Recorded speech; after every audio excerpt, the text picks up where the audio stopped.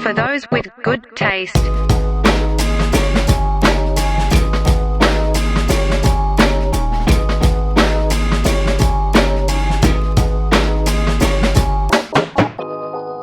Hey, what's going on, everybody? It's your boys from For Those with Good Taste. I'm Matt. He's Lenny. What's up? And we're coming at you with all of the hotness when it comes to MMA and fight news, baby. Is that right, Len? I would say you are 100% undoubtedly accurate. I feel like one of those are a contradiction. Indubitably. Is that it? Dubiously? Maybe. I don't know. That's going to be a word of the week. Like always, to get this thing kicked off, hit us up with a like. Hit us up with a subscription if you aren't subscribed yet. There's a notification bell I hear people tell people to click on. Give that a shot. Notification bell. What's that? Yeah.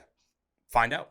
Click on it. We are on social media like everybody else in the world. At For Those with Good Taste on Instagram. At Good Taste Live on Twitter. If you aren't there yet, you're fucking square, man. Get out. Be there or be square, as Len says. But man, there's been almost, it feels like a conundrum of MMA stuff going on right now. We just put words on things that don't actually make sense. Is that a conundrum? No. It's far too often we do that. But yeah, it's been a clusterfuck, I think, would be an appropriate way to put it. I just didn't want to say that. Yeah, you didn't want to swear, dude, but I'll do it for you, man. Okay. We'll put a swear jar here at some point, but until then, dude, I'm saying fuck, I'm saying dick, I'm saying cock, balls, and shit, all of that would be in reference titties. to what happened this weekend. There was all of the above. It's funny. So I watched, Ben Askren's been on a couple things. We're talking about Jake Paul, Ben Askren. We're talking about the Triller pay-per-view that happened this weekend, Triller right? TV. For everybody who can't pick that up. So Ben Askren's been on a couple different things since the fight, which is great. I think that he's like getting as much face time as possible. Not only that, I just think it takes a lot of balls, man, to like be face up with everything and pretty honest about everything days after getting literally embarrassed in front of him, like probably 5-6 million people. Think about it, man. Right? But this isn't his first time doing this. No, but that's why it's even more impressive, man, because yeah. both times he showed up the days after. I think, but the best guys like Chael Sonnen, I think, did a good job of being honest after he lost. Connor does a good job, so the best guys do that. Either way, he said it was one of the things he hated was how just openly they were like this person's smoking weed, like there's blunts being rolled over here. And not that you or I obviously or anybody to make like commentary on that, but I do kind of agree with him that it's just insane to be putting a product on that just is like glorifying everything possibly wrong in a way to try and get ratings. It's just, I mean, it's been done like Monday Night Raw in the 90s, I guess is what I grew up Yeah, but there's a way to put on an event. And when you think about events that we've seen in the past that has to do with like these YouTube sensations, there's always like not necessarily a gimmick, but it gets wild, right? Yeah. And man, to say that it got wild at this weekend's event, I think would be the understatement of the year. How long did you watch? How much did you watch of it? Unfortunately, I think I watched all of it from I think there was like 7 hours. So you watched, I hope not. No. So I'd say for me, it started around maybe 9:30. Okay. I hopped on whenever the main cut for the UFC started at 10.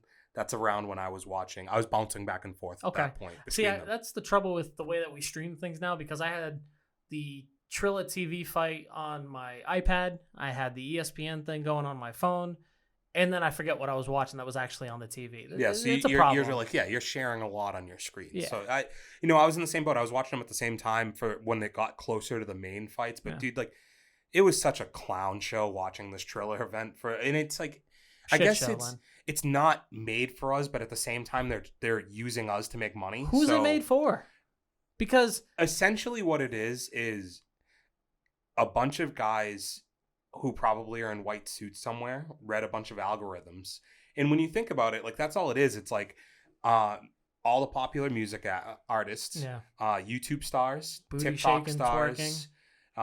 Fucking slap fights that like, cause like viral videos on the internet, right? All those, like, it's just like, to me, Rick Flair, basically judging a slap fight. That's my point, right? Yeah, it was an amalgamation of like all these different viral things over the past like 5 years were brought together. Dude, I know when we get words wrong, we're really wrong, but like I can sling them when I need to, dude. And I fucking did. Let's put some emphasis on that one. Yeah, so we got this like this just combination, this melting pot of all these different internet sects of like just viral shit, and that's what their goal is. I don't think it can last. Do you? It was a little too much, man. Like it just. Dude, but Matt, here, 1.5 million idiots paid for this. No offense, but like, man. To like, and just think how many more pirated it, right? Well, that's why it doesn't make sense for how long this lasts, because like, just the two people in the main event made $1 million disclosed, right? That's upfront money. And there's pay-per-view given out to Jake Paul at least. Yep. Ben Askren I think Ben gets so he's not telling anybody what exactly. He definitely got something, but like we don't know. He's coming home with a smooth mill. Dude. I read some crazy numbers for what Jake Paul might have made. Oh no, after Jake Paul's pay-per-view cuts. I saw some crazy numbers because he got ridiculous amounts of sponsors. Yeah, well, that too. I mean, the event. I mean, he looks like a superstar on these events, man. Like the whole thing's catered towards him looking like a superstar. Triller is owned by what's it like? It's Snoop Dogg owns it. Can you look this up for me? Yeah, I got it. Because I know there's TikTok stars who own it. So like I believe like Josh Richards is a partial owner. There's a couple of those other guys. Triller. It's not Trilla, isn't it? You sure? I think it's Triller. Is it true? I don't know, man. I feel like that's a trigger word. Yeah. All right. You were right. It should be Trilla. Just look for the Wikipedia page real quick. So I believe Josh Richards is an owner. I also believe that it's like Snoop Dogg. A couple Mario Lopez is probably owning this shit too. All right, and so we are back. That took far longer than it probably should have to get an answer that I don't even know if we really got an answer. We didn't really get the answer. Essentially, somebody named Brian Kavanaugh apparently owns it, but of course, like anything else, there's a ton of like investors, and they're going to all the social media stars to try and grow this platform, but you have to pay all these people to show up. I imagine Justin Bieber is very expensive. To show up, he's probably expensive. You have this man perform. For like in each one of these, like Doja Cat, I've never heard the music, but pretty sure she's like very popular. These are all, I would say, A-list stars at the moment because of the platforms that they're on. So yeah, I mean, it's definitely going to be an expensive event to put on. And you said it, like they did 1.5 million buys. That is fucking huge, right? Like that's like big in any pay-per-view standpoint UFC these would days. Kill for those numbers. Yeah, well, they very rarely get them, right? But at the same time, how many people stole it? They said this was the most pirated thing since Mayweather McGregor. Sure. It exceeded the amount that was pirated for Mayweather McGregor. I know 100% that I did not pay for it. I would never in a million years. I can neither confirm nor deny that I share the same answer as you. Yeah, sure. Like I'll just come right up. like it. And I saw this tweet somewhere that was like, I pirated the Paul versus Askren fight, and I still feel like I got robbed. And it was so funny because like that's literally how I felt. Because you can't get your time back. In the amount of time that we spent watching this. Oh my god, and it was like excruciating. Like the fucking slap fight was so bad. Rick Flair is so bad now. I hate what that man's done to his career. Because he's just doing everything right now, whatever it takes to make a buck. I have a friend who is like a very big like old school wrestling fan. Yeah. And guys like Bret Hart and guys like Ric Flair are like those are his heroes, them, man. Right? Yeah, like that's fucking massive. And you see what this guy is just willing to now. He's in like every fucking food commercial. I feel like he's like using his stuff. Now. He's in music videos. He's showing up. He was like, I don't know. I saw a video of him with like Rick Ross from this weekend. I'm like, why is, like I get where they're enamored. Why is he traveling this much? He shouldn't be. No, and why does like he's just? I know he needs the money. Like that's the shitty thing. He's just another one of those circumstances where he needs the money and he can't do what he did for a living anymore. So now he has to sell his soul to these like public appearances. But I hated seeing him on it's this not good stupid to see, man. fucking slap fight. Like what was that? The same way I felt about seeing the NWO on WrestleMania, man. It's gonna leave a sour taste in your mouth because these are supposed to be our heroes. Like that's a little because they're being honored for their work. That's a little bit different. Sure, but at this point, again, we're this is like being paraded. Yeah, this is being exploited. It's a lot heavier than that, and you definitely don't want to see it. I mean, Pete Davidson. I think I said this. I might have tweeted this. Like, this dude, it's so obvious he already got paid. Yeah. He gave zero fucks. Phoned it in. He was like, "Why am I here? Who paid me to do this?" Man, the line he said to Ric Flair that was like, "So somebody should talk to our agents, huh?" Like that was a good one because it was like. But there was so many things there that like you're like, man, should he even have said that? And across the board, you kind of felt like if you look at that commentary team. That was bad. Was anybody vetted before? Like, oh my god, should it they was gross. Man, I don't think Oscar De La Hoya deserves to have any mic time. I will go on a campaign, no mic time for Oscar De La Hoya. I thought a majority of that was cringe, but nothing more so than I turned the volume down when he was like I was by myself watching this and the stuff that when he started talking about the guy's physique and like. I don't give a fuck. Like you can say like obviously we watch MMA. Like Joe Rogan talks about dudes' physiques in MMA all the time. But the way this guy was like knowing his history, right? Like we've seen the fucking pictures. It Like was oddly sexual. yeah, it just was like this dude felt like he was fucking high as a kite, drunk as can be, and was like horny for 30 seconds, talking about how this dude was like chiseled Adonis. Was one of the Well, things it's because he was him. comparing him to Frank Mir. Yeah, right, and it's like, and it was really unfair to Frank Mir. There was so much bashing of Frank Mir. Yeah, it was really bad. In the you saw? Did you see his comment? Show, dude. Did you see Frank Mir's comment? I didn't. He took the high road. It was just like, I'm not gonna take this opportunity to bash anybody. Like addiction's a serious thing, and I just hope that and it's like the ultimate, like Fuck kind you. of yeah. Yeah, like, I'm outing him. Like this man was high and drunk on national television. Yeah, he embarrassed himself. Let's call it what it is. So dude, we're not even getting on the fight yet. So with Oscar De La Hoya, do you wonder how he could possibly get like in approved? Fight shape? Well, not even fight shape, Matt. How could an athletic commission after seeing? And I know the answer, but it's such bullshit, right? Like we all saw this with our eyes, but there's a chance that like 500,000 people in 6 months will pay to watch this dude get it, like fight an MMA fighter that they handpicked they're gonna for him pay to see him get knocked out. You think so? This is one of those. Yes. I don't know. If man. you're paying for an Oscar De La Hoya fight in 2021, sir, you are paying to watch this man get knocked out. It depends what he does, dude. Because if he bites off more than he can chew, like I saw Anthony Pettis might have been discussed for it. Tyron Woodley was discussed for it. I heard Wonderboy Thompson. No, that'd be the worst fucking. Do you want to die, sir? That'd be bad. It's funny that these guys want to just pluck MMA fighters as easy wins to try and pull like freak shows. We can kind of understand why, and we'll get to that a little bit later, I think. I totally get it. I actually think that the one opportunity that I would look at is they showed Chuck Liddell on camera. And I don't want to see Chuck Liddell fight anymore, but they were definitely talking like they wanted to see Chuck Liddell fight. And wouldn't you think that might be one that kind of works? I do think he would knock Chuck Liddell out. I do think that there's also just like a huge, I don't know what the weight discrepancy would look like. Doesn't matter. Man, doesn't matter. I don't want to see it. Doesn't matter. Don't sign me up, Mr. Barry Gordy, because I'm not interested.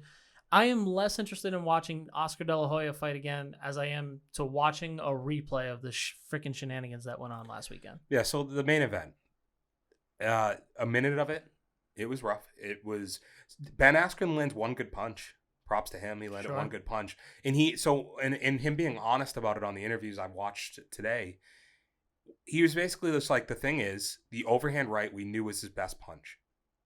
But he's like, for 10 years of my career, the punch that was the easiest for me to get takedowns off of was an overhand right. He's like, you overcommit on that punch. So a lot of the times you are almost letting them throw that punch at you. And he's like, so I had 10 years of my mind being built one way, and I had 11 weeks to try and break that. And the dude punched at his body a few times, and then he comes over so he gets his hands already lowered down, and he basically was accepting of getting bonked on the fucking side of the head. I don't think anybody looked at Ben Askren's physical appearance and thought that he was going to be able to move really well. Mm-hmm. You know, when you look at Ben, even in the octagon, he was always very stiff. Almost. He had I think it was back in August he had hip surgery. No. Or is it October? He had hip surgery like 6 months ago. Yeah. It's not that long ago. But my statement is, this is a guy who's never been known for his mobility. Mm-hmm. He was already taking body shots. Credit to Jake Paul, set up the jab and set up the overhand right perfectly. There was just no movement from Ben. I didn't see him ducking from the shot. Dude, real quick, just segue, because I'm sure people can hear this. Like, living on a main fucking road, I guess I listen to my music loud in my car, and I sound like a 90-year-old fucking man. Like, turn down your fucking music, kid. Do you know how hard it is to live in this neighborhood? Yeah. Used to be quiet cars driving down the street. Now you know what I deal with? But this is the second. Earlier we had Bruce Springsteen fucking belting it out. Now we just have some island music. I don't know. It sounds like the new Bad Bunny, dude. Is it, dude? Booker T? Is this Booker T? I don't know, man. He's nailing it though. It's so funny. I was watching Booker T, the music video for that, literally last night with English subtitles underneath it. The words are terrible. Oh yeah, English and Spanish don't line up at all. No, because I'm sure it has a nice ring to it in Spanish. I'm sure most things do, but you translate them to English, and it's like the worst type of slander that you can get at. It's very like just basic. But let's not spend any more time, Len. Let's wrap it up. When we look at the event as a whole, when we look at the results, what do you think comes next? Another hand-picked opponent for Jake Paul. I mean, I would continue going the route of MMA. The problem, I need I think as a whole, collectively, like us as fans of MMA, first and foremost, at least for me, you're more on the boxing side. You're more 50-50, I guess I should say. I don't mean to say you're more of a boxing I'd appreciate fan. if you said 60-40. Okay, that's fine. Like, I just mean you're closer to even than I am. Sure. In my fandom of the two combat sports, or the sex of combat sports. The genders of Sex. Sex. Like No, sections. Okay. Sure. Not like sexes. Like Okay. sex. I was really confused when you said that. SECT, I believe. Okay. Sexed. Is how you would say Okay. it. Yeah. Sorry, I digressed. No, I'm pretty sure I'm good on it. What was that word I said earlier? Amalgamation. Amalgamation. So there we go. Just That's- like remember I said that before you think about what I just No, said. I know. I just sometimes I gotta catch you on it. So I need one big favor, and it's for BJ Penn, first and foremost, and like Dylan Dennis to not be the guy. It's like me or you. It's not me or you, because like that's insulting Yeah, don't to be them. disrespectful but, to like, Dylan Dennis, dude. but- He doesn't have my jiu-jitsu game. We got into this mess because we offered up a guy who never, like, openly didn't give a fuck about striking his entire career. We pushed that guy into limelight. Hey, Dylan Dennis, you've not even fought like 3 times in MMA. I've never And seen you've- you. I've and never you've seen talked you about it. actually take a punch. Like, you fought like a year and a half ago. Like, you're signed to Bellator. Why aren't you fighting? And you're gonna offer to fight Jake Paul? Chasing money. Like, dude, you are not a striker. You talk about like, let me be the guy to break this dude. I just don't know if I believe that's true. Like, I'm not saying he can't, because he's an athlete. He's in mixed martial arts. He's in combat. But his striking didn't look that great when we've seen him fight. Yeah, you have no credibility in the striking game. So why I would wanna we hear want this. you? Like literally, I'm just saying, we're already in this mess because somebody who stepped up, like, who shouldn't have taken this. Not shouldn't have, because he got paid a lot of money. Let's say this. Shout out to Ben Askren. Yeah, he made a lot of money. He hoodwinked everybody in this situation because if you look at it, he took this fight 3 He months. played on whatever our after Hipster. optimism. Like, really. Yeah, and he made $1 million for it. Yours He's gonna especially, ride off 'cause you into the picked limb. him. I wasn't gonna pick against him, I was. but I saw that, Yeah. and you're right. So Yeah. shame on me. Fuck. Yeah. But Dude, he looked like me on the scale. he looked awful. So again, we all got hoodwinked. Let's not start by telling us some type of fantasy story that BJ Penn is gonna somehow show up in shape. Yeah, why? Like, That's not gonna happen. why is that even offered up? Because BJ Penn, it's like, dude, You're it's the fat same. too. I know, like, Connor would probably beat the shit out of Jake Paul, but I still hate that the weight difference is like very significant. It's 30 freaking pounds at Like, least. this dude's coming in at 190. Like, even that we talked about it a little last week with Ben Askren. Like, this dude fought at 170. He was up 20 something pounds going against this dude. It's just, there was no way he was going to look in shape. And I even said it. I was like, how is he going to make 190 without looking fat? Yeah. You know what I mean? Like, there's just a lot of it didn't line up. And the only thing that I am okay with coming out of all this, I do away with the BJ Penns. I do away with the Dylan Dennises. I like the idea of him fighting Tommy Fury. No, I know who he is. I've never seen a single bit of him fighting. He's going to be more famous for being on reality television than he is for fighting. What reality show? So he was on Love Island, UK, I think. Does nothing for me. He's a I know what dime Love piece. Island is. They use their characters for the challenges you get further. Yeah, into so it. I mean, it's but- very similar to like what our real world would be. Yeah. And you're basically We don't need. you get coupled we're- up. we're good. I haven't watched it, but I We're know good. Tommy Fury, and the idea that that anybody thinks that Jake Paul should be in the ring with Tommy Fury. Granted, he hasn't fought anybody noteworthy, but that's Matt, what boxing is. It makes if this dude wants to fight an actual boxer, I think that'd be fine. I love that the Fury brother here has fought a guy who's 10, 140. He and made like his 3. debut. Like, insane. Has fought a guy who's fought 150 times and only won 10 times and has still boxed through Yep. all those other boxing matches. Over It's 100 losses. mind-blowing to me. So, sign me up. I just want to see the dude fight a guy who's actually trained for 2 years like himself to box instead of going against these people who literally just don't box. It's disgusting. Can I tell you what the best palate cleanser was for me on Saturday, though? What was that? Is like all this build up to get that just awful main event with a poor, like, you know, who cares? It was going to end the same way regardless, but a bad stoppage, in my opinion. Although he did stumble a little bit, but for most part, I think he could have let it go on a little bit longer for the money that people paid for that, for the time that we put into getting there. I think he should have let it go a little further. To say the But least. to be able to shut that off and then watch Kelvin Gastelum and Robert Whittaker was just such like a, man, like I went from like feeling like I got robbed to being like, dude, this is why I actually, like, why did I have the Jake Paul thing on my full TV? Yeah. Instead, why was I watching this on my phone? You know what I mean? Like, it just was like, what are you doing? It did give you the further appreciation. I always feel like this when I come from a boxing card to an MMA or a UFC card. The juice is certainly more worth the squeeze on the MMA side of things, and we get the fights that we're supposed to sign up for. I think Calvin Gastelum, Robert Whittaker was lined up to be a great fight, or a good fight at least, and I think it landed. It probably was just that. It lived up to the expectation. Gastelum is just forever game, especially in the stand-up world, man. He might have the best chin pound for pound out there, one of them. Hands down. Dude, every single fight, it seems he's able to eat some really tough strikes and go through it. I'm sure the lack of weight cut does something. Yeah, you're not as dehydrated. But again and again, it just seems like the size difference that he's giving up doesn't make a difference. No, to me it does make a difference. It doesn't make a difference in the sense of like how the shots that he takes. Like you don't see him getting knocked out or knocked down. I think it's because he doesn't deprive himself of liquids or anything, or clearly food. But I do think that the size he gives up is part of the reason why what we're seeing is he can beat anybody outside of that top 5. Yep. But when he's fighting people within the top 5, there is a certain size difference. And I said, like, Whittaker's coming up from the same spot that he was. But there was still a difference. The height, the reach. I'd love to see Gastelum go back down, but he still looked highly competitive in this fight. He's a perfect candidate for that 175. Yeah. Like if they can just bring that 5-pound threshold up a little bit, I think he could probably fit there. Drop him right in there. Perfect. Yeah. Whittaker, on the other hand, he has just gotten better and better since his loss now. He looks like he's really rounded the corner. We think, he must have been, or at least it seems as though he could have been a little burnt out coming off those back-to-back bangers with Yoel Romero. The grind of being a champion, and then he comes against Izzy and just doesn't put forth the best performance.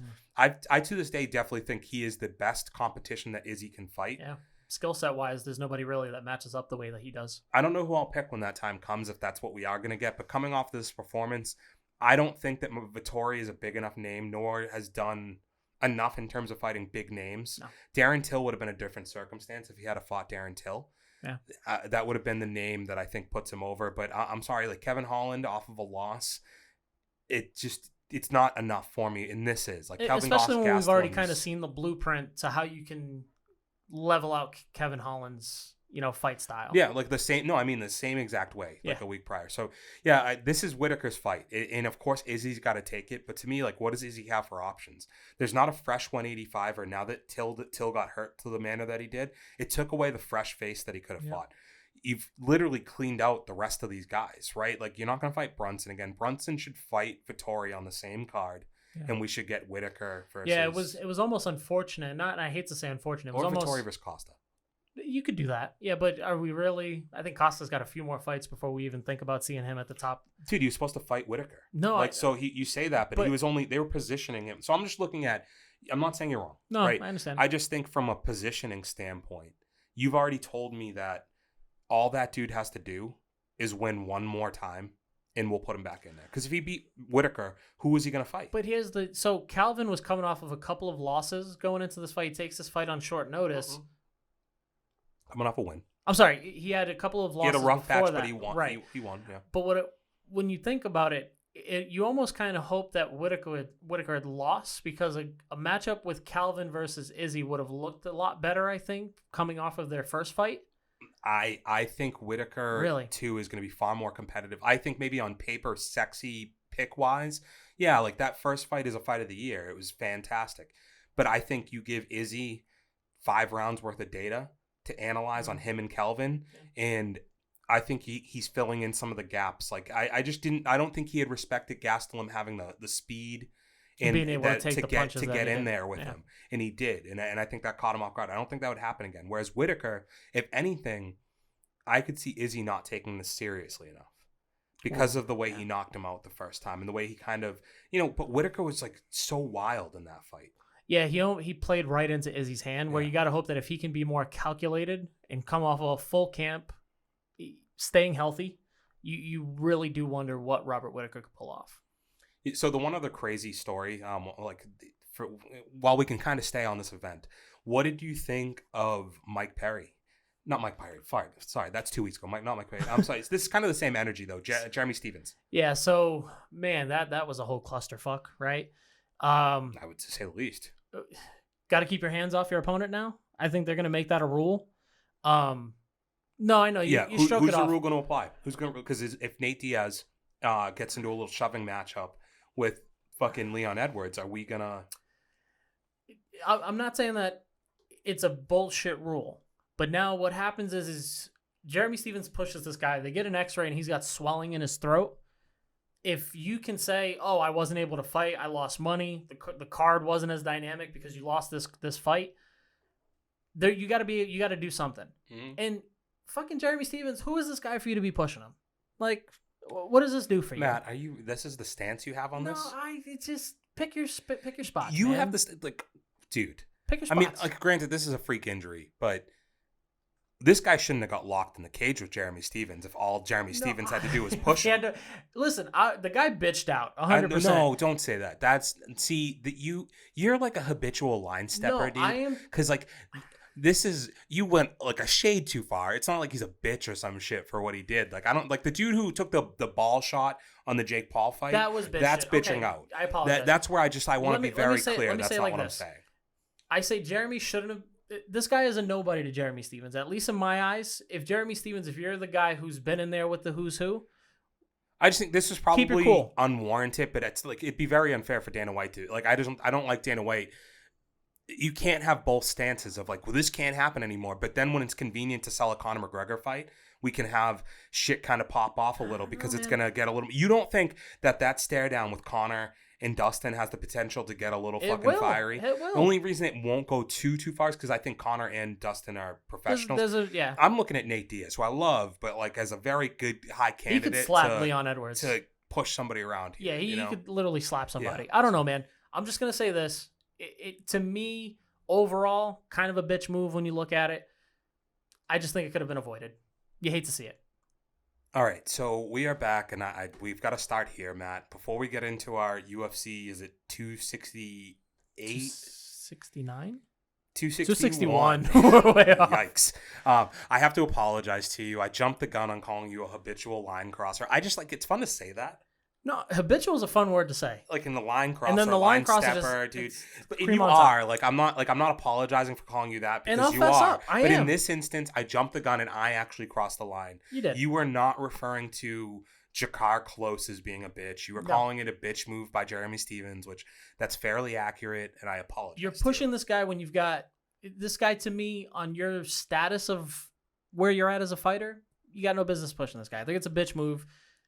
We'll end it at that. That was like that's like interrupt me. It's like post nut clarity, dude. Like we took like a 30-second break in between talking. Well, what they don't know is I fucking punched you in the face, and I was like, dude, don't interrupt me. Dude, that's why I said post nut clarity. I did not do that. But yeah, man, we've got a pretty big event that is. Would you say it's flying under the radar? I mean, I haven't seen a ton of promotion around UFC 261. I guess, dude, but it's packed. It's sold out. Edge to edge of the arena. A whole bunch of people going to be there. We got 3 title fights, Dana baby. White said masks are optional, which I think is just... You're a savage, dude. This man just doesn't give a fuck. Yeah, man. Like, I don't necessarily... Like, again, I will just keep saying, I don't think any of us have to say we agree. But you gotta respect it. You gotta respect the all-out not giving a fuck of him. No. And real quick, while I'm thinking about it, just can you pull up the odds if you haven't? Yeah, I got you. So we have those two. But yeah, like I guess from a promotional standpoint, you know what it is, man? It's a very congested time to be putting on something like this, right? You had WrestleMania 2 weeks ago, right? You have this Paul Askren thing this weekend, and now you're leading into this. So it's just, when are you going to fit your own promotion in there when all these other stuff are taking up these podcast spots and like these ESPN slots and all this? So I'm sure the car wash is happening this week. If you go, I'm sure if you watch ESPN this week, if you read any like of the MMA websites, Barstool, any of these sites, there's going to be UFC fighters on it. There's too many champions involved in this card, and it's going to sell itself, man. But do you think that, okay, so first take is not the show. Is part of the issue here the result of the last fight? Yeah, hands down. I mean, we can say what we want about Masvidal not having a full camp. Count me among the group of people that genuinely feel like even with a full camp, I don't see his skill set being able to overcome Kamaru Usman. I would love if on these, like, I was listening, I promise. But no, I know. I would just love on the the sites here that give you the odds that they could give me the over and the unders on the rounds. Oh, yeah. Because that's just a valuable tool as far as betting is concerned on this. But yeah, so I think when you watch a fight that was primarily being held on the cage and a lot of foot stomps, and you think, what is the best way for Kamaru Usman to beat Jorge Masvidal? It would seem probable that might happen again. Yeah, I genuinely just feel like we're going to be seeing the same fight. And maybe, there is, an aura of, he didn't have the full camp, so Jorge Masvidal can only get better at this point. You're also talking about Kamaru Usman only getting better. This man is a machine at this point and has shown that he can not only adapt, but he can really just enforce his will on you. I just don't see it changing. I do think, though, that Kamaru Usman is a little bit of he's not a bully, but it's like he fights to... he can cater, it's a skill all at the same time, right? Where you can cater your style to your competition in front of you. So what I mean by that is when he goes against a guy like Colby Covington, who can maybe match his wrestling perspective or chances stride for stride, he goes the full striking standpoint and just bangs with them the whole time. When he goes against Gilbert Burns in his most recent defense, it's a guy he had a really good understanding of, and he knew that he could go in there and bully him. So he goes in there and bullies him. When you go against a guy like Masvidal, and it's just like, it's what George St. Pierre would have done, it's what anybody would do, right? I was waiting for you to say it. It's why stand up with this guy that he's not going to tap me from the bottom. Like, he's not going to submit him. He's not going to... There's some ways to victory on the fence that we can talk about. I watched a awesome breakdown again by Dan Hardy. Like, he's a master. The only shitty thing with that is he's not working for the UFC anymore, so they don't give him rights to any of the footage. To be able to use any of the footage. So it takes away a little bit because he used to be able to really show the you War exactly Room what he's talking was a very about, good show. right? But there's some opportunity there. But I think Kamaru Usman's fight IQ is John Jones-esque. That's where I think he's at. I don't disagree with you, man. I think you made the GSP comparison, and a lot of the reasons why I didn't enjoy watching GSP during his very long run was that he would take dynamic strikers and just neutralize them. Mm-hmm. He would make it almost impossible for you to enjoy watching him fight. He was okay with beating you positionally, not on damage and stuff like that. And he was 100% okay with just breaking your will and taking you down. With Kamaru Usman, when you look at the Colby Covington fight, there was almost a point where you're like, oh, these guys are a match on the feet. And then Kamaru just takes it to another level. That's very John Jones-esque. We've seen that plenty of times with John. But to say that Masvidal is going to do something different, doesn't have the knockout power that everybody kind of associates with him. You don't think so? He's a volume puncher. He knocks people out. Talk to Darren Till. How did he do that though? Darren Till didn't just get hit with one shot. He got hit with a couple of different shots. It was a 3-punch combination that knocked him out. Okay, so, like I think I disagree on him not having knockout power. It's not. He throws mean. He might not hit you with one punch and knock you out. If that's what you mean, that's fine. But I think to say he can rock you with a 3-piece and knock you the fuck out. Donald Cerrone, same thing. Donald Cerrone didn't get hit by one punch. He got knocked by 5-6 punches that were all very heavy. But I just feel like when you when you look at it like that, it almost diminishes what he's capable of. And I just think, because we said high fight IQ from Kamaru, right? Yep. Let's look at Jorge from a fight IQ perspective. The knee from Askren is fully set up. Like, that wasn't a fluke. It's calculated. He knew what he was doing. Yep. The knockout of Till is set up. The strike before that, he fakes a left hand and watches the way Till pulls his head back. Yep. And then he comes over the top. And then he literally throws he does the exact same motion, but actually throws the lead hand the first time. Yep. And that's how he gets his head popped back to then knock him out. I just think his fight IQ combined with the fact, like, it's like he hits fucking hard. But yeah, like, there's not a lot of guys that are out there that are like, at 170 especially, right? Tyron Woodley's like one of the few guys at 170 that I can think of that just... But has one-punch knockout power. Has dynamite in there. Yeah, but I'm not disagreeing with you in the sense that Jorge Masvidal can't knock people out and that he doesn't have punching power. But he just has to set it up. He's not going to land one shot on Kamaru Usman where you're like, oh, that's going to knock him out. If it does happen, it happens where he's and he did it to Nate Diaz, where he didn't knock him out, but he's piecing him up so many times, in his positioning, his fight IQ, where he is in the exchanges is so good, but he puts these combinations together. That's how he knocks people out. You very rarely see him with the Robbie Lawler haymaker from hell knocking somebody out. It's very calculated and it's based on the volume of strikes. He's not going to wind up and throw a strike. I think it's just, like I said, I think when we look at pure punching power, it's really hard because there's just not there's not guys that do that. No. Yeah. Everything's got to be kind of a calculated setup for a lot of people. You say that, but Gilbert Burns was knocking dudes flat cold with one overhand right. So correction. When you fight in the top 8, let's say, okay, like top 8 fighters, okay, that doesn't happen. Okay. Like that. So sure, like when you're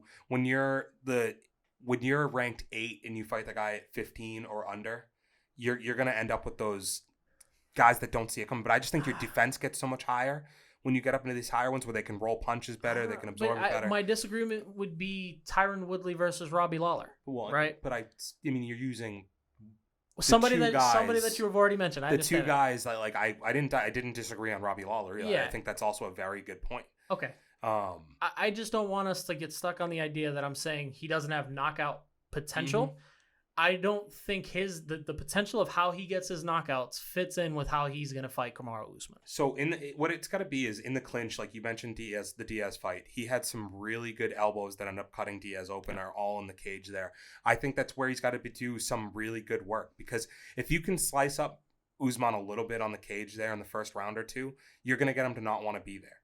But if Usman can get there in the first round and hang out in that area and dictate that type of fight, we're going to be in for an issue. If Usman's jab is working the way it worked in the last fight against Gilbert Burns, and Masvidal doesn't have the ability to get around that or work through that, he's going to be in for a long fucking night. He's got to keep Kamaru off him. There has to be some way that he's not going to be able to stay 100% off the cage or off the floor, but he has to be able to get back up. He has to be able to create distance. I imagine you're at least going to have one moment in the first 2 rounds. It's either going to happen, if he can stay on the feet for the first minute and a half, 2 minutes of the first round, it's going to be very interesting to me.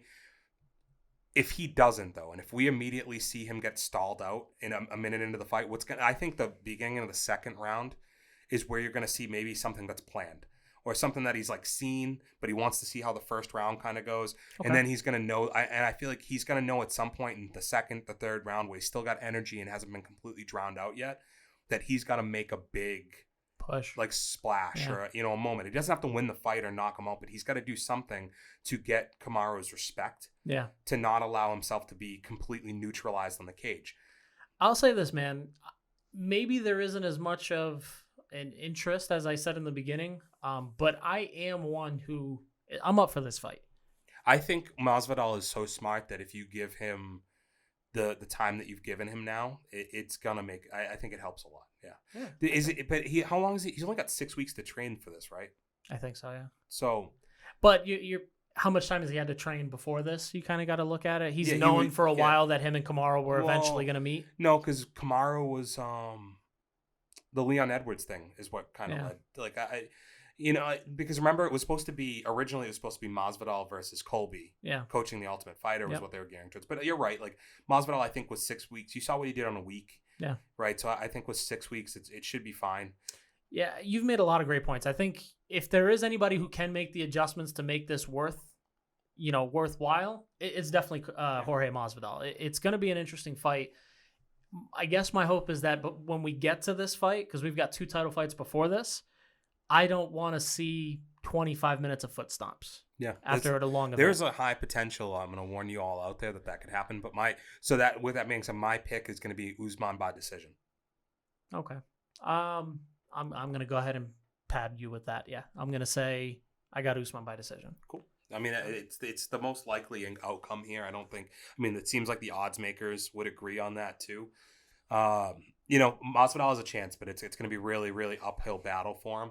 So let's move on to the second best woman in the world, female fighter in the world here. Oh, yeah. Yeah. Yeah, I'm happy to. Valentina the Bullet Shevchenko. You're darn right, baby. There? Yeah. Yep. Going against a fucking tank.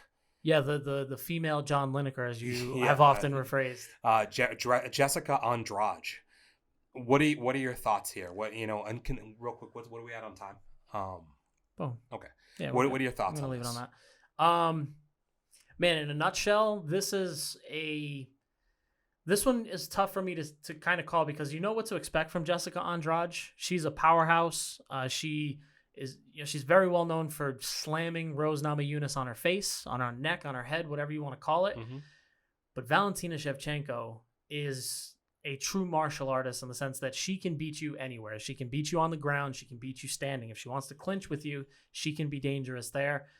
She'll knock a girl out with a head kick and then choke her out. So there's so many different ways that this could go. My concern for Jessica Andrade is that the skill set of Valentina Shevchenko is just going to far outweigh her. There's very few big challenges left out there for Shevchenko. Valentina. I don't necessarily know if I think this is a big challenge because we've seen how to beat Andrade. Like, Joanna in the past has kind of given you that. I even think Rose, for that matter, has. I mean, and she's come back since in one, right? They fought again, didn't they? And Rose won the second time. Did they? Yeah, like I'm pretty sure they rematched kind of recently. They probably did. So either way, I kind of think there is a little bit of a blueprint, and I, with the skill set that Valentina has, I have to imagine that she can adapt to that same blueprint and be able to come out here and get this win.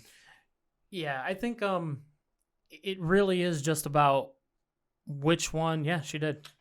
Yeah, she got a split decision win last July. Yeah. Yeah, so I mean, she's shown that she can come in here and beat Jessica Andrade with that same type of blueprint. So it'd be interesting to see if Valentina Shevchenko is able to kind of use that. Do you see her doing that? So essentially that blueprint would be fight on the outside, use movement, stay off the cage, Head right? movement. Don't allow yourself to get hit with, I think it's trunk movement, Matt. You've been mistaken. So you don't allow yourself to get cornered on the cage where heavy shots can be landed on you. And it, dude, I just rewatched the knockout of what's the girl's name, Matt? Jessica Penne? No. Do we have Valentina on here anywhere we can just pull her? I can pull her up, yeah. So it was the last fight she had when she head kicked the girl with the lead leg. Oh, So that was Jessica I, wasn't it? Yes, it was. Thank you. So she sets up that by going to the body like 4 times. Yes. With really, really, really hard fucking body shots, and then just comes up to the head and knocks her the And fuck destroys her, puts out. her out. That was quite. Oh, it's not even our last one, dude. This woman is just pumping out. Well, no, fucking because what fights. you're not understanding, Len, is that she TKO elbowed Caitlin Chikugian, where nobody even thought that fight should have been stopped a long time ago. Mm-hmm. And then she got in there with Jennifer Maia, which again, everybody was like, why is nobody stopping this? Why is this even making it to a decision? She beat the bag out of She's that been beating the hell out of everybody, but that head kick was the last like huge highlight reel that she had. Yeah, because she's just been head and shoulders above And she's the been other active. 3. Yeah, this is another. But I think this is going to be. I mean, this girl's Andrade is tough, man. Actually, I want to say like this is going to be the type of scenario that could lead to a finish because I think there's going to be enough action. But Andrade, it can't be stated enough. She has developed a ton. Oh yeah, Like her head movement is so much better now than it you're used looking to for be. is trunk movement. Yeah, You just did it. She's a lady though. Still got trunk movement. So overall, like she doesn't just plod forward necessarily anymore. It seems like she uses her feet. She seems like she knows how to angle in and out a lot better than she did previously. And it's going to be a tougher fight, but she is going to engage. And I think it's going to lead to the opportunities that Shevchenko needs to get the win.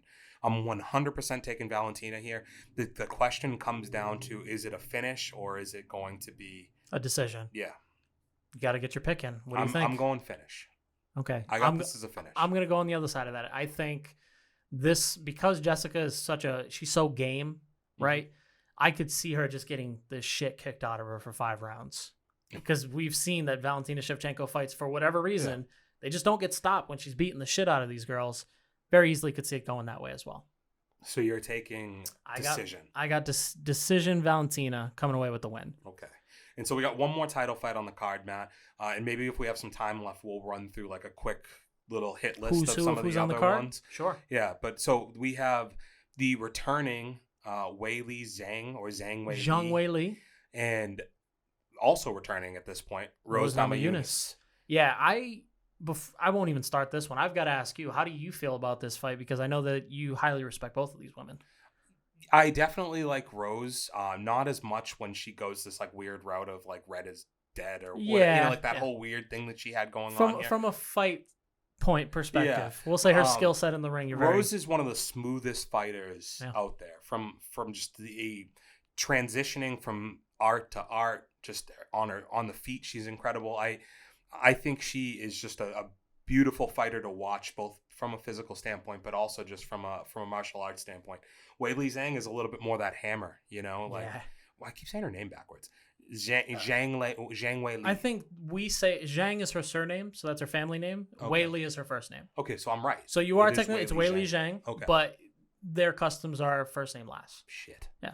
No offense. So Zhang Weili Zhang. So she's a little bit more of a hammer, right? She is a fucking gonna. Yeah, she'll give it to you. Yeah, absolutely. Fight of the year, or one of the fights of the year last year, right? Yeah, I mean, very few top that, but yeah, didn't make fight of the year. Left Joanna with like a whole other human growing off her face. That was gruesome, Mind man. you, I think I had Joanna won that fight, winning, which is fucking nuts. But she had a whole other human coming off of her. This is a really tough one because, again, Rose has the style, in theory. Use the same style that you used against Jessica Andrade. Yeah. And I think you're going to be in a pretty good circumstance with this fight. The only thing that I would say is I do feel like while Weili Zhang is the hammer, she is a very calculated hammer. And her striking, I don't want to say she's levels above Jessica Andrade, but I do think that her skill set is significantly better. Well, you saw them fight each other, and it was a fucking barn burner, but it got over quick. And you could see her having, the footwork and just head movement that I just think from a striking perspective could be trouble for Rose. Yeah, so that's I think I'm in a similar spot with you right now, where so I think you're right. No, Rose is going to come in with a similar game plan, and she's going to rely a lot on movement. Again, staying off the cage, not allowing any corners to be cut, so you're getting unloaded on with heavy combinations. That'll spell doom for Rose. If she can stay away, it's going to be a good fight for her.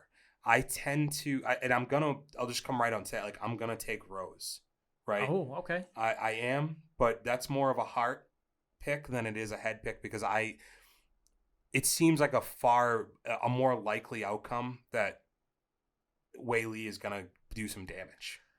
I'm never a fan of MMA math, but if you look at this and you were to do the MMA math in your head, Rose almost made an example out of Joanna in some instances in both fights. Mm-hmm.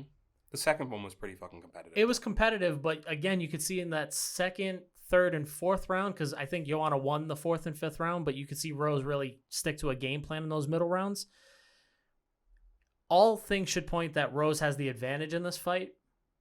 I'm going to go on the other side of this, and I think Weili Zhang's skill set, that fight with Joanna gave her a lot of perspective, gave her a lot of experience. I think she goes into this and comes away with the W.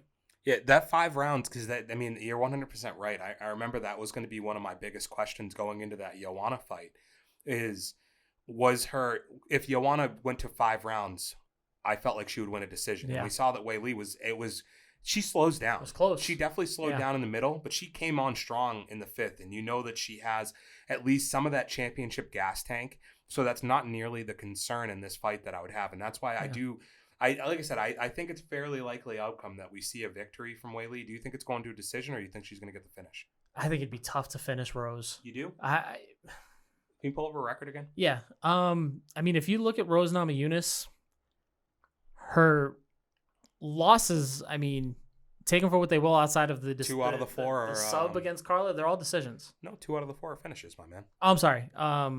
I keep forgetting the Jessica Andrade slam. That's really, when you think about her being finished, that's really one of the few times that we've seen her get finished like that. Okay, but yeah, I think it'd be tough, man. You think it's going to be a decision? I think this goes to a decision, and I think Weili Zhang comes out with it. Yeah. I think it's also going to go to a decision, and we're just going to end up in a weird... What if we get a split decision and me and you both are on the edge of our seats having to figure out who's going to be right? It'll be an interesting text exchange. Yeah. Bragging rights coming in here next week. I'm going to go, get off my fucking lawn. Did I already do that in this episode? Damn it. Jeez, it could have been lost tape, so who knows?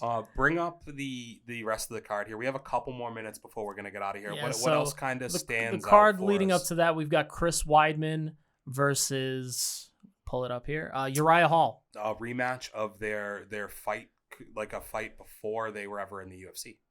I think it was at like Rumble in the Jungle or like one of those. But yeah, it's that's Cage a fight Warriors. that happened a very long time ago, and Uriah Hall lost 2-1 Chris Weidman earlier in his career. How do you see this one going? I always want to see Uriah Hall take that next step, but it is tough to see it happening here. I mean, Weidman has a good skill set to beat him, but I'm going to take Uriah Hall by knockout. Okay. I mean, I can't really disagree with that. I feel like Uriah Hall by knockout is a decent pick when you're looking at Chris Weidman's last couple fights. Mm-hmm. I mean, even if you go, I think he's coming off of a win against Omari Akhmadev, but devastating loss against Dominic Reyes and Jacare Souza. Well, in the big concern there is like what are the ways of loss against all those people, Matt? Knockout. Yeah, like severe knockout. Yeah, like so, bad. You know, we've seen the ability that Uriah Hall has to knock somebody to fucking the outer worlds or some shit. You know, like, and he's done it in interesting ways. Mm-hmm. You know, his last win against Anderson Silva, it was unfortunate to see, but I mean, at the end of the day, it wasn't the most thrilling fight either. No, it wasn't, but it is something that we've come to know from Uriah Hall. Yeah. So what else we have? We have Jimmy. What's his name coming back? Superfly. Anthony Smith. Anthony Smith is coming back versus against Jim Jimmy Crute. Yep. You know, Anthony Smith seems like he fights every other month, and he's lost quite a bit recently. Let's see I hope to see he gets this kind of turned around. Yeah, here's Anthony Smith. If you go into our archives of Fight Talk, We've talked about him a lot. he certainly hasn't been put into a good light, with good reason. His performances haven't been that great. You got to hope that he can get a win in this one, because if he doesn't, you got to kind of wonder what's going to come next for him. Yeah, let's see if he can turn it around. I'm just going to pick him because I know him better than Jim Crute. And then the last one I wanted to talk about, and I don't know if you had anything else that mattered on here, was the main event of the prelims.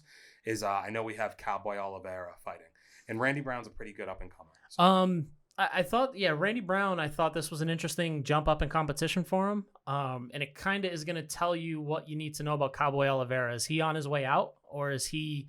He feels like he's going to win this one. I couldn't put it past him. Yeah. It'd be an interesting fight. I'll take Cowboy. Okay, me and You you take both. him. We're riding with that Cowboy. We're riding with the Cowboy, Yeah. baby. And let us know who you're riding with. Hit Yes, us in the sir. comments. This has been a long strange trip talking about UFC 261. Dude, this is a stacked card. It's always interesting when we have these 3 title fights at the top. Of course, let us know if you agree, disagree, like this, or don't like it. All of the above. I mean, right? honestly, I don't think, it's going to hinder us at all, but we're definitely interested in hearing what you think. If you were gambling on it, did we give the right picks for it? Because I need to know. I'm putting some money out. I think if you've been hanging out with us on these shows, you know that our picks are very, very 50-50. I'd say we're batting 500 right now. Well, we'll follow up next week and let you know how we did. Join the conversation. I'll be definitely tweeting out some stuff on the twits on Saturday night during the fights. Yeah. Be there with me, please. Yeah, and we're certainly going to be posting stuff on Instagram. So catch us at For Those With Good Taste on Instagram, at Good Taste Live on Twits. The Twits. We're tweets. We're gonna workshop that. Okay, I feel like there's a better word for We're it. gonna workshop it. But we'll see you guys next time. We're out of here. Peace. Totes. My goats. For those with good taste.